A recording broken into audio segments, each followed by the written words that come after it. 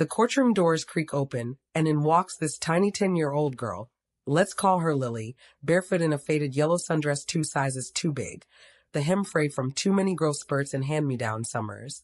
Her wild curls are barely tamed by a crooked ponytail, and she's clutching a crumpled manila envelope like it's the last life raft on a sinking ship. The air is so thick you could slice it with a plastic spoon. Every lawyer, every spectator, even the bailiff freezes mid-breath as her little feet pad across the cold marble floor. The judge, an older woman with steel gray hair pulled into a no-nonsense bun, glasses slipping down her nose, leans over her towering bench, eyes narrowing. "Young lady," she says, voice like gravel ground under work boots, "this is a felony trial. Take your seat right now." Lily doesn't flinch. She plants herself dead center in the aisle, chin up, voice cracking but clear as a bell through the stunned silence. "Your Honor, my name is Lily Hayes." That woman over there, she jabs a trembling finger toward the defendant's table where a weary mom in a borrowed navy blazer sits handcuffed to the rail, shoulders hunched like she's carrying the weight of the world, is my mom, Sarah Hayes. And I'm defending her myself because nobody else will say what actually happened. The room detonates. Gas ricochet off the dark wood-paneled walls. A reporter in the back row drops his pen. It clatters like a gunshot.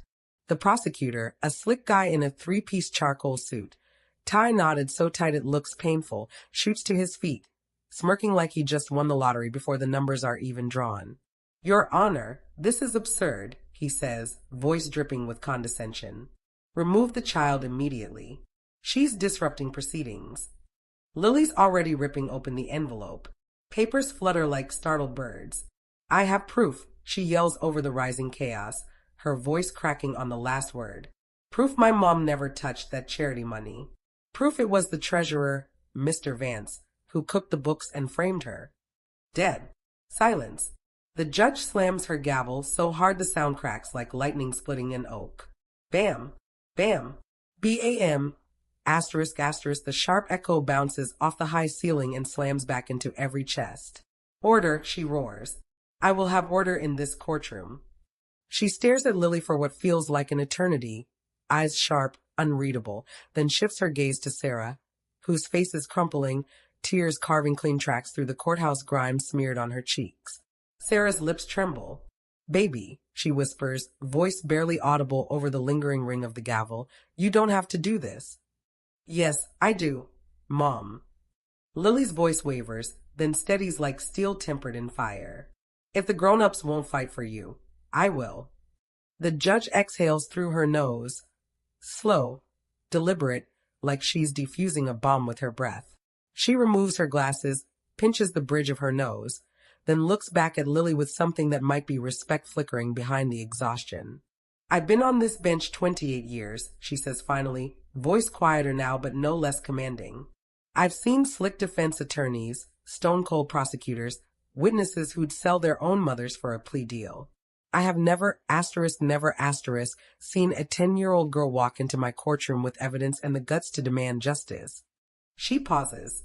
The room holds its breath. "I'm letting the girl speak," the judge declares. "Counsel for the defense," she nods toward a harried public defender in a wrinkled suit, Mr. Ellis, who looks like he hasn't slept since law school. "You will assist her in presenting her materials properly." "Prosecutor, sit your tail down." The prosecutor's face goes the color of spoiled milk. "Objection." "Overruled. My courtroom, my rules." The gavel falls again, asterisk asterisk crack asterisk asterisk, like a period at the end of a death sentence. Lily's knees buckle with relief, but she catches herself on the wooden rail, fingers whitening. She turns to her mom one last time. Sarah's eyes are swimming, but she mouths the words Lily has lived on for 6 brutal months. "I love you." Lily wipes her nose on the sleeve of her sundress, yellow cotton now streaked with courthouse dust, and faces the bench again. "Your Honor," she says, voice trembling but growing stronger with every syllable, "I need to tell you who my mom really is, what really happened, and who wrecked everything we had. Let me back up, because none of this makes sense without the before. Without the quiet, ordinary, beautiful life that got shattered like cheap glass under a boot heel. Sarah and Lily lived in a sagging duplex on the edge of town, the kind of place where the porch sagged like it was tired of holding itself up, where the mailbox was held together with silver duct tape and prayers, and the screen door squeaked a three-note song every time it opened. Creak, creak, sigh. It was home. The left side of the duplex belonged to Mrs. Delgado, a retired nurse who watered her geraniums every morning at 6:15 sharp and left homemade tamales on their doorstep when the tips were slow. The right side was theirs, 2 bedrooms the size of walk-in closets, a kitchen where the linoleum peeled at the corners, and a living room with a couch that had a permanent dent in the middle from years of Sarah collapsing into it after double shifts. Sarah waitressed at Daisy's Diner on Highway 12, greasy spoon, cracked vinyl booths, coffee strong enough to wake the dead. She worked 6 a.m. to 2 p.m., then 5 p.m. to close on weekends. She came home smelling like fryer grease, pancake syrup, and the faint floral of the hand soap she used to scrub the diner off her skin.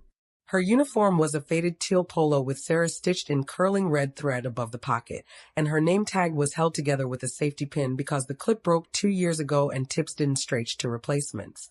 Every morning, no matter how little sleep she'd stolen, Sarah braided Lily's wild curls while humming old country songs, Patsy Cline, Dolly Parton, whatever was on the ancient radio in the kitchen. She packed Lily's lunch in a brown paper bag, peanut butter and strawberry jam on Wonder Bread, crust cut off because Lily hated the cardboard parts, a slightly bruised apple, and a note scribbled on a napkin. Asterisk, be brave today. Little Lion. Love, Mom. Asterisk. Lily's dad split when she was 3. Left a note on the fridge under a magnet shaped like a sunflower. Asterisk, I'm sorry. I can't do this. Asterisk, he took his duffel bag, his guitar, and the last $47 in Sarah's purse. Sarah never badmouthed him. Just said, some folks ain't built for staying, baby. We are. So they built traditions out of nothing. Tuesday nights were a library and leftover pizza. Sarah would pick Lily up from school, and they'd walk the 8 blocks to the public library, past the pawn shop with the flickering neon guitar, past the laundromat where the dryers hummed like giant bees. Lily got to pick one book, Sarah got to pick one, and they'd split a $5 pizza from Little Caesars on the way home. They ate it cross-legged on the living room floor, grease spotting the carpet, reading aloud in funny voices until their stomachs hurt from laughing. Saturday mornings were volunteer days at the community center. The center was a squat brick building with peeling paint and a playground where the slide was held together with duct tape and hope. Sarah and Lily sorted donated clothes into neat piles, tiny onesies, men's work boots, prom dresses no one had worn since 2008. Sarah taught Lily to fold sleeves just so, to match socks by color and pattern, to treat every item like it might be someone's last good thing. Kindness costs nothing, Sarah would say, smoothing a wrinkle from a toddler's sweater, but it buys everything. Lily believed her. Sarah was the kind of mom who remembered every detail. She knew Lily hated the crust, loved the smell of rain on hot pavement, was terrified of the vacuum cleaner because it sounded like a monster. She knew Lily's teacher, Mrs. Patel, gave gold stars for neat handwriting, and that Lily secretly wanted to join the robotics club but was too shy to ask. They didn't have much. The electricity got shut off twice last winter. Sarah sold her mother's wedding ring to pay the back rent. But they had rituals. They had love. They had each other. And then, 6 months ago, everything cracked wide open. It started with a fundraiser. The community center needed a new playground, nothing fancy, just a swing set that didn't squeal like a dying cat, a slide without rust holes, maybe a merry-go-round that spun without threatening to launch kids into orbit. They called it Playground Palooza. Sarah helped organize it. She baked lemon bars until her hands smelled like zest for days. She made flyers on the library computer, colored them with Lily's markers, and taped them to every telephone pole from the duplex to the diner. The event was a Saturday in early spring. The air smelled like cut grass and hope. There was a bake sale table groaning under cakes and cookies, a silent auction with donated items, a weekend at the lake cabin, a gift card to the fancy steakhouse downtown, a hand-knitted Afghan from Mrs. Delgado. Kids ran wild with face paint and balloon animals. Sarah volunteered to handle the cash box because the regular treasurer, Mr. Harold Vance, had come down with the flu. Vance was in his late 50s, balding, always in a polo shirt one size too small, with a handshake that lingered too long and a smile that never reached his eyes. He'd been treasurer for 15 years. Everyone trusted him. Sarah counted every dollar twice. She wrote totals in her neat, looping handwriting in a spiral notebook. $38,214.73 by the end of the night. She locked the cash box in the office safe, combination 14-27-09, Lily's birthday backward, and double-checked the lock. She and Lily walked home under a sky full of stars, arms linked, singing Sweet Caroline off-key. Sarah's feet ached, but her heart was full. "Mom," Lily said, skipping to keep up, "when the playground's done, can we have a picnic under the new slide?" Sarah laughed, the sound bright as wind chimes. "We'll have the biggest picnic. I'll make fried chicken and that potato salad you like." They fell asleep on the couch that night, still in their clothes, the TV flickering with some old Disney movie neither of them was watching. Sunday morning, 7:12 a.m. Lily woke to the sound of pounding. Not knocking, * pounding star. Like someone trying to break the door down with their fists. Sarah stumbled out of her bedroom in an oversized t-shirt, hair in a messy bun, eyes wide. "Lily, stay back." Too late. Lily was already at the door, peering through the peephole. 2 police officers, badges glinting. Sarah opened the door a crack. "Can I help you?" Sarah Hayes, the taller officer, asked. "Yes. You're under arrest for theft, embezzlement, and fraud." The words didn't compute. Lily watched, frozen, as her mom's face went slack. The officers pushed inside. One read Sarah her rights.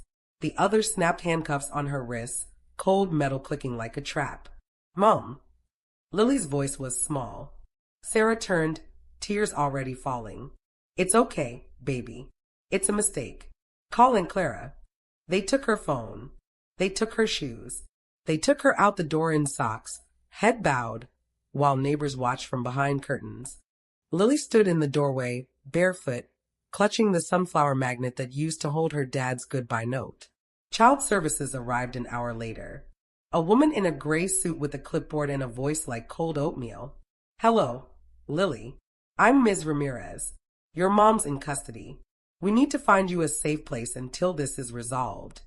Lily backed away. "I'm not leaving. My mom didn't do anything."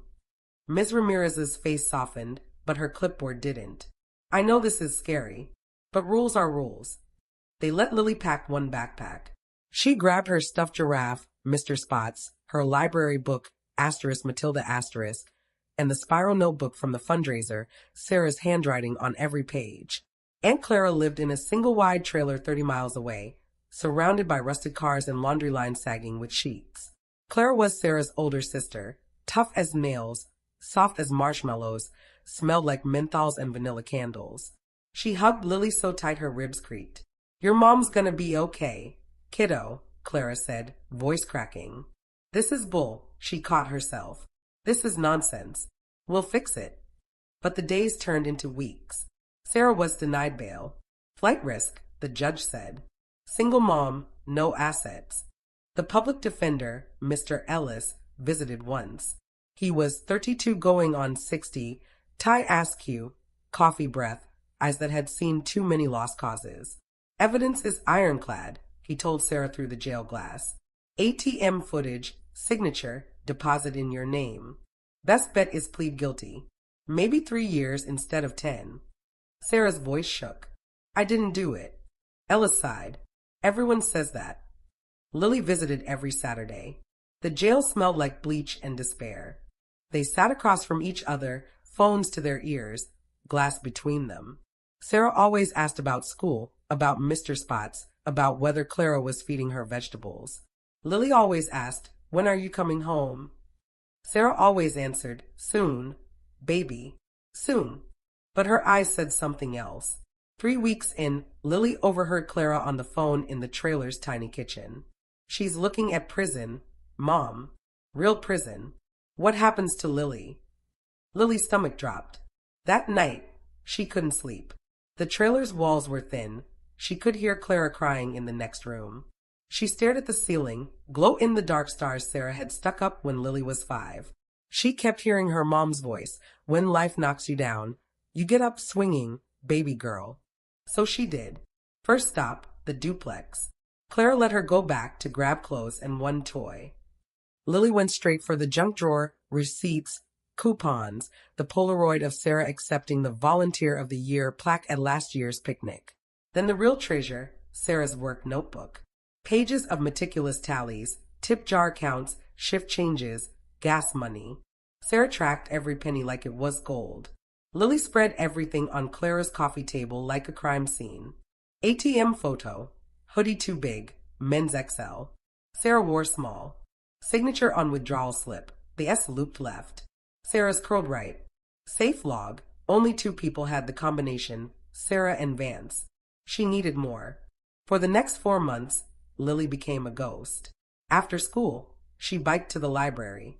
She taught herself court lingo from YouTube, *alibi, chain of custody, reasonable doubt, burden of proof *. She printed articles on cheap paper, highlighted in neon yellow.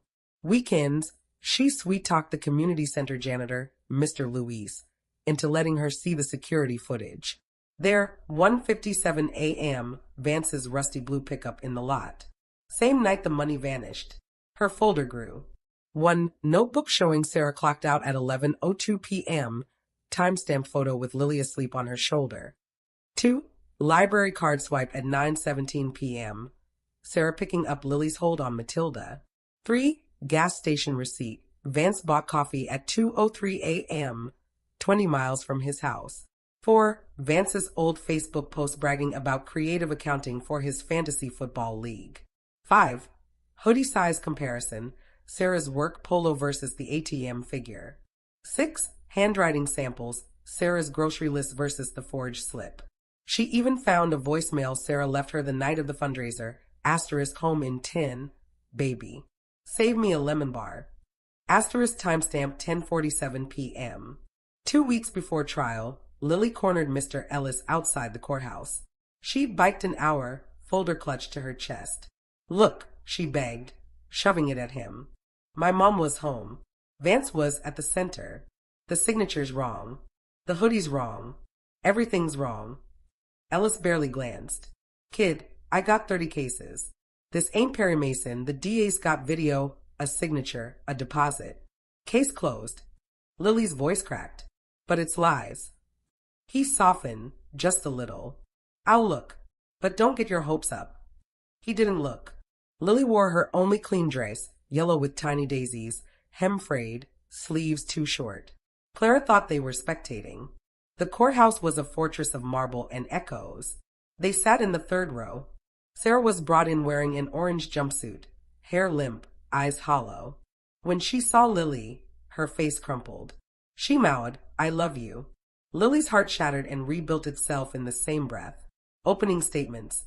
The prosecutor painted Sarah as desperate, greedy, a thief who stole from children. Then the moment I told you about. Lily stood. The room went still.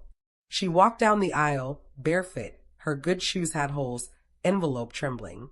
And the rest, well, you know the headline. But here's what the cameras didn't catch. Lily's testimony lasted 2 hours.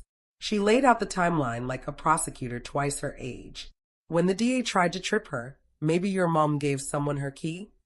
Lily fired back. My mom trusts exactly 3 people, me, Aunt Clara, and Jesus. Vance had the master key. Check the log. The judge's eyebrows climbed her forehead. Cross-examination got ugly. The DA waved the ATM still. This looks like your mother. Lily didn't blink. That's a men's XL hoodie. My mom drowns in medium. Also, look at the shoes. Size 11 boots. Mom wears 7s.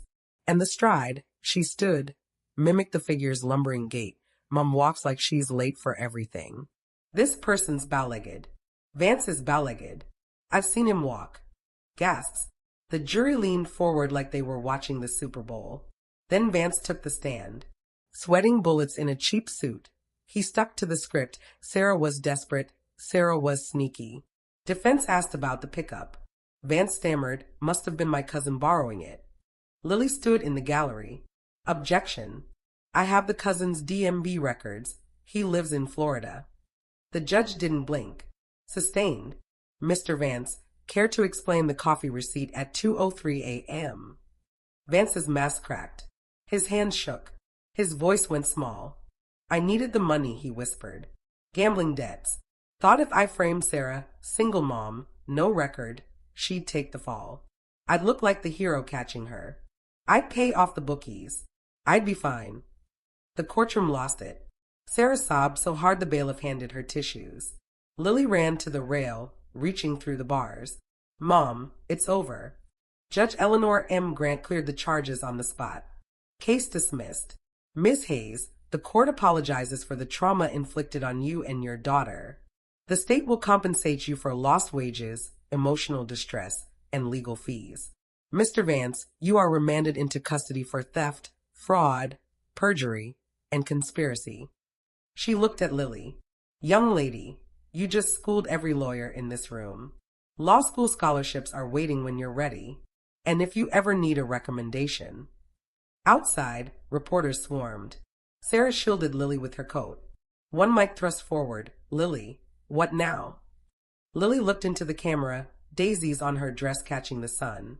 Now we go home, and maybe start a fundraiser for kids who need better lawyers, and for playgrounds, and for moms who just want to come home.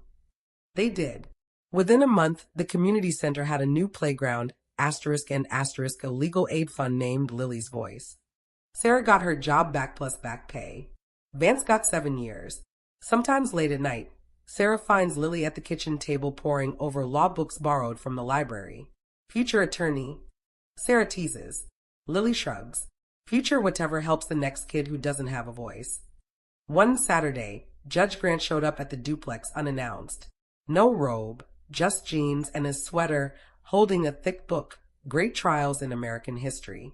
For the girl who rewrote one, she said. Lily read it cover to cover.